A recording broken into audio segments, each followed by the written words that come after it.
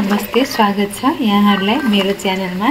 म आज पिरालु अनि आलुको तरकारी पकाउन गइरहेकी छु।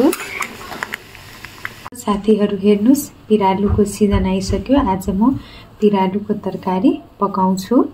सबभन्दा पहिला म पिरालुलाई मजाले पखाल्छु।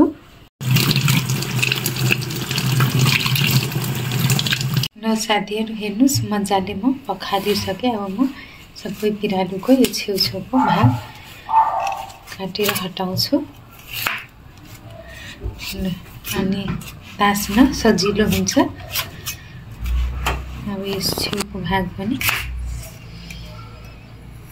म यो आलु तास्ने म यो सबैको बोक्रा फाल्छु।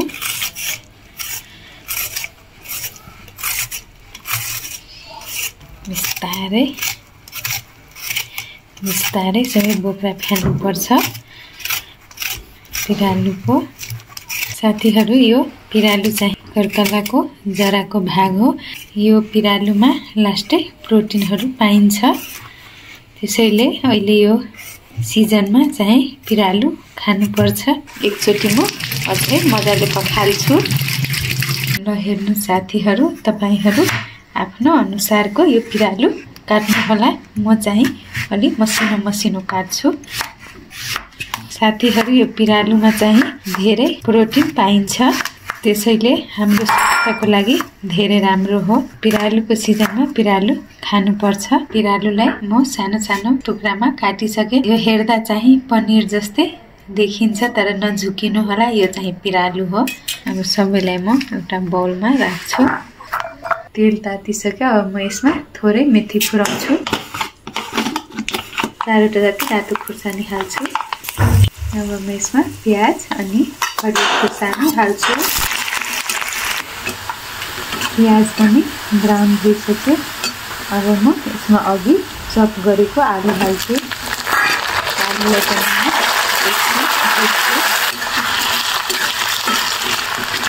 आलुलाई एकछिन पकाउँछु। अघि चप गरेको पिरालु हाल्छु।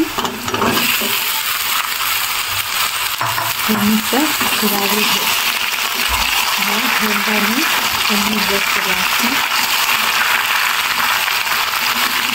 पिरालु हेर्दा साथीहरु म पिरालुलाई एकछिन पकाइसके। अब म यसमा चाहिँ सबभन्दा पहिला टमाटर हाल्छु। टमाटरलाई पनि एकछिन पकाउँछु। 1 चम्चा बेसार हाल्छु। 1 चम्चा जति नुन।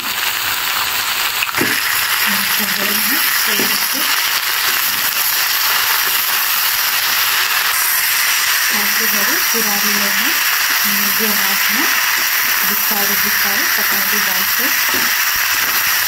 थोरै अदुवा लसुनको पेस्ट पनि हाल्छु। चलाइदिन्छु। थोरै यसमा 1 चम्चा जति धनियाँको धुलो, 1 चम्चा जति जिराको धुलो हाले मजाले चलाउँछु। थोरै यसमा पानी हाल्छु। थोरै मसला पकाउनको लागि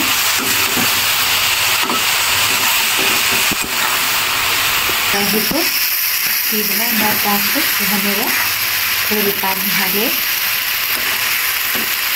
साथीहरु मसला पनि पाकिसक्यो। अब म आफ्नो आवश्यकता अनुसारको रस हाल्छु।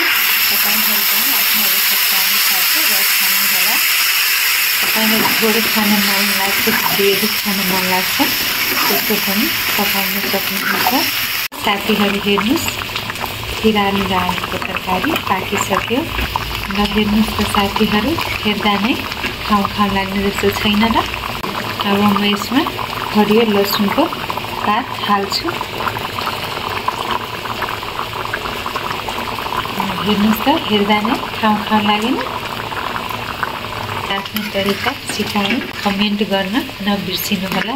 ल साथीहरु, अब म तातो भातसँग सर्भ गर्छु। कस्तो मिठो तरकारी पाकेछ। वाउ, हेर्दा नै खाउ लाग्ने हैन त? धन्यवाद।